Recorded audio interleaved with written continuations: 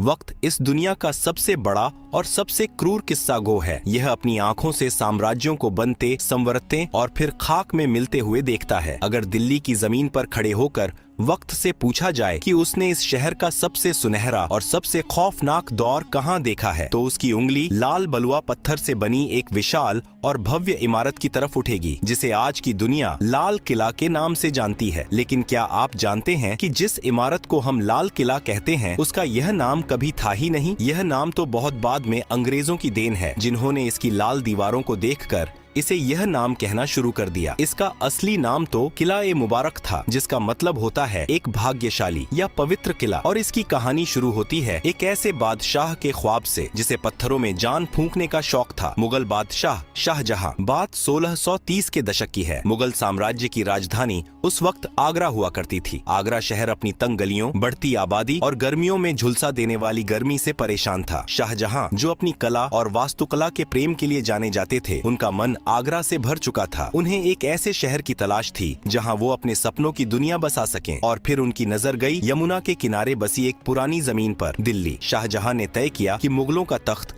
अब आगरा से दिल्ली जाएगा। 1638 में उन्होंने दिल्ली में एक नया शहर बसाने का हुक्म दिया, जिसे नाम दिया गया शाहजहानाबाद, जिसे आज हम पुरानी दिल्ली कहते हैं। और इसी शहर के बिल्कुल बीचों बीच यमुना नदी के ठीक किनारे नींव रखी गई दुनिया के सबसे आलीशान किले की, किला-ए मुबारक की। इस किले को बनाने में पूरे 10 साल का वक्त लगा। उस्ताद अहमद लाहौरी, जिन्होंने ताजमहल का खाका तैयार किया था, उन्हीं के हाथों इस किले का नक्शा भी खींचा गया। 1648 में जब यह किला पूरी तरह से बनकर तैयार हुआ, तब शाहजहां दिल्ली में नहीं बल्कि अफगानिस्तान के काबुल में थे। जैसे ही उन्हें यह पैगाम मिला कि उनका सपनों का किला तैयार है, वो बिना कोई वक्त गवाए दिल्ली की तरफ चल पड़े। इस भव्य किले की बनावट में जो सबसे खास चीज थी, वो थे इसके दरवाजे। लाल किले के 2 सबसे मुख्य प्रवेश द्वार हैं, दिल्ली दरवाजा और लाहौरी दरवाजा। दिल्ली दरवाजा वह द्वार था जहां से निकलकर शाहजहां अक्सर जुमे की नमाज अदा करने जामा मस्जिद जाया करते थे। लेकिन किले का सबसे अहम और शाही दरवाजा था लाहौरी दरवाजा। इसका नाम लाहौरी इसलिए पड़ा क्योंकि इसका मुंह लाहौर शहर की तरफ खुलता था। मुगलों के द्वार में आगरा, दिल्ली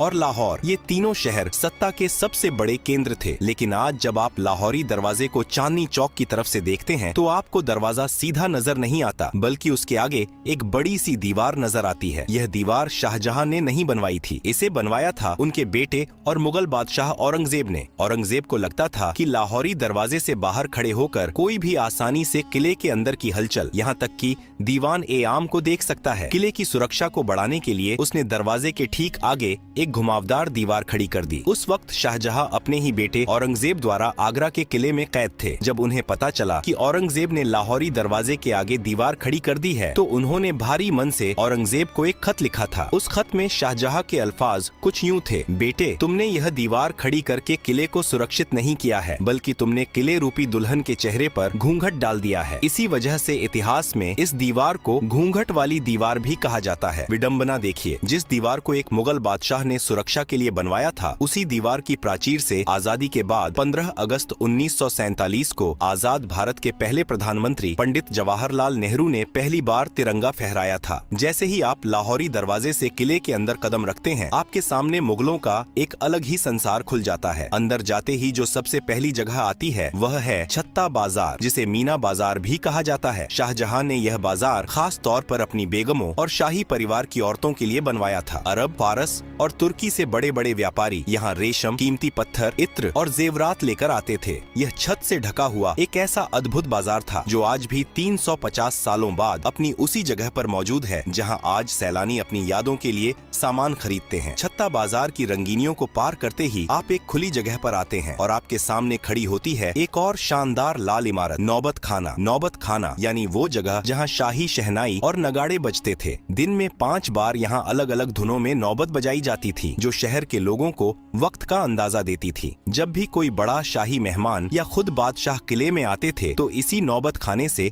नगाड़ों की गूंज पूरी दिल्ली में यह ऐलान कर देती थी कि शहंशाह तशरीफ ला रहे हैं। यह वही नौबत खाना है जहां बाद के मुगल काल में सत्ता के खूनी खेल खेले गए और जहां बादशाह जहांदार शाह और फर्रुखसियर का कत्ल किया गया था। नौबत खाने की खूनी और संगीतमय दहलीज को पार करते ही आपके सामने एक विशाल और खुला हुआ प्रांगण आता है। यह वह जगह है जहां मुगल सल्तनत की आवाज गूंजा करती थी। लाल बलुआ पत्थर के भव्य और नक्काशीदार खंभों पर टिका यह मंडप दीवान ए आम कहलाता है। नाम से ही स्पष्ट है कि यह वह दरबार था जहां एक आम इंसान, एक फकीर या एक किसान भी अपने बादशाह के सामने अपनी फरियाद लेकर आ सकता था। दीवान ए आम के बिल्कुल बीचों बीच दीवार के साथ सटा हुआ संगमरमर से बना एक बेहद खूबसूरत और ऊंचा झरोखा सिंहासन है। जब शाहजहां या मुगले आजम यहाँ बैठते थे तो उन्हें पूरे दरबार का साफ नजारा। इमरजेंसी पर जरूरत पड़ती है पैसों की, लेकिन सिबिल है